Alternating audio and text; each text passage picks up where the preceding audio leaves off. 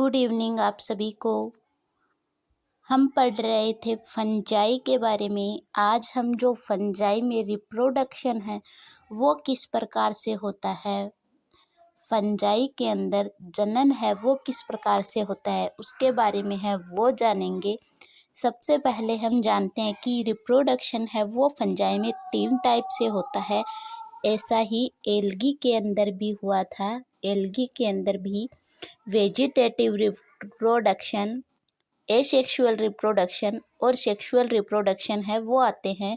इसी प्रकार जो फंजाई है इसके अंदर भी वेजिटेटिव रिप्रोडक्शन, एसेक्सुअल रिप्रोडक्शन और सेक्सुअल रिप्रोडक्शन है वो आते हैं। तो आज इस वीडियो में हम जो वेजिटेटिव रिप्रोडक्शन है, कायक जनन है, उसके बारे में है वो जानेंगे कि जो वेजिटेटिव रिप्रोडक्शन है वो फंजाई के अंदर फ्रेगमेंटेशन के द्वारा होता है, बडिंग के द्वारा और फिशन के द्वारा है। वो रिप्रोडक्शन है वो वेजिटेटिव रिप्रोडक्शन वो फंजाई के अंदर है वो पाया जाता है।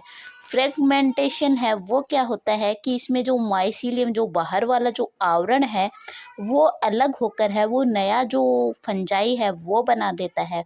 बडिंग के अंदर क्या होता है कि जो ऊपर है वो एक कलिका सी है वो बन जाती है और वो दोनों है उसके अंदर अलग अलग जो न्यूक्लियस है वो बन जाते हैं। फिर वो एक नई डॉटर सेल्स है उनका निर्माण है वो कर देते हैं।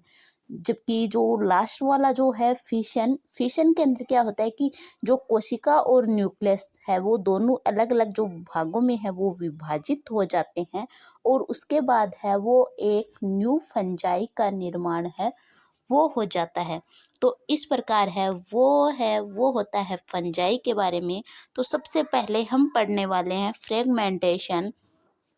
कभी कभी कवक तंतु यानी कि माइसीलियम किसी भी कारण छोटे छोटे टुकड़ों में है वो टूट जाता है और टूटने के बाद है वो क्या करता है, टूटने के बाद अब यह पूर्ण रूप के रूप में कार्य करता है। यह पूर्ण रूप से है वो कार्य करता है यानी कि छोटे से बड़े माइसीलियम का है वो निर्माण करता है। इसका एग्जाम्पल आ जाएगा माइसील म्यूकर में टोरूला बनता है। इसके कारण ये एग्जाम्पल है वो याद रखना है, एग्जाम में पूछा भी गया है कि जो म्यूकर होता है उसमें टोरूला है वो किस प्रकार के रिप्रोडक्शन से है वो बनता है।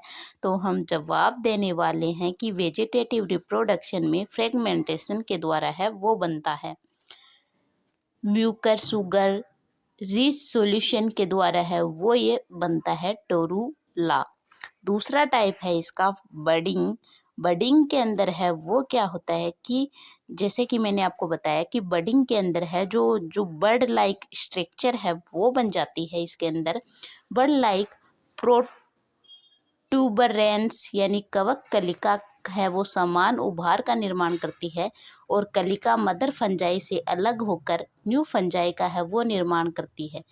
और जिस टाइम ये अलग होती है उसी टाइम एमाइटोसिस मात्र कोशिका न्यूक्लियस में समसूत्री विभाजन से यीस्ट में विभाजित होकर 2 भागों में है वो विभाजित हो जाती है। यानी कि ये जो रिप्रोडक्शन है वो बडिंग के द्वारा रिप्रोडक्शन यीस्ट के अंदर पाया जाता है, सेक्रोमाइसीटीज के अंदर है वो ये रिप्रोडक्शन है वो प्रेजेंट होता है। इसके अंदर जो बर्ड लाइक स्ट्रक्चर है वो बन जाती है और जो समसूत्री विभाजन होता है उसके द्वारा है वो जो 2 डॉटर सेल्स है उसका निर्माण है वो इसके अंदर है वो हो जाता है। ये होता है बडिंग के द्वारा रिप्रोडक्शन। तीसरा टाइप है इसका रिप्रोडक्शन का यानी कि जो फंजाई होता है उसमें ये 3 रिप्रोडक्शन है। वेजिटेटिव रिप्रोडक्शन ये मोस्ट इम्पोर्टेंट रिप्रोडक्शन है। फंजाई के अंदर सेल और न्यूक्लियस के 2 भागों में है वो विभाजित हो जाता है। जैसे कि सेजुसा चेरोमाइसीटीज यानी ये यीस्ट होता है उसके अंदर है वो पाया जाता है। एक सेल होती है उसके अंदर है वो विभाजन होता है और डिवाइड कोशिका है वो बन जाती है। इस प्रकार है इसके अंदर रिप्रोडक्शन होता है फिशन के अंदर। और जो बडिंग था उसमें एक बड थी और ये बड लाइक स्ट्रक्चर है वो बन गई ऊपर की तरफ और जब इनमें न्यूक्लियस का क्या हुआ इसके अंदर विभाजन हो गया और विभाजन से है वो 2 डॉटर सेल्स है वो बन गई और फिर है ये 2 डॉटर सेल यानी कि अलग फंजाई का निर्माण है वो हो गया। बडिंग और फिशन रिप्रोडक्शन है वो नॉन माइसिलीज जो फंजाई होते हैं यानी कि जिनके ऊपर माइसिलियम का जो आवरण है वो नहीं होता है। बडिंग और फिशिंग उन फंजाई के अंदर है ये रिप्रोडक्शन है वो होता है। तो आज की क्लास में है वो हमने पढ़ा वेजिटेटिव रिप्रोडक्शन के बारे में। कल हम जो एसेक्सुअल रिप्रोडक्शन है उसके बारे में है वो पढ़ेंगे। धन्यवाद।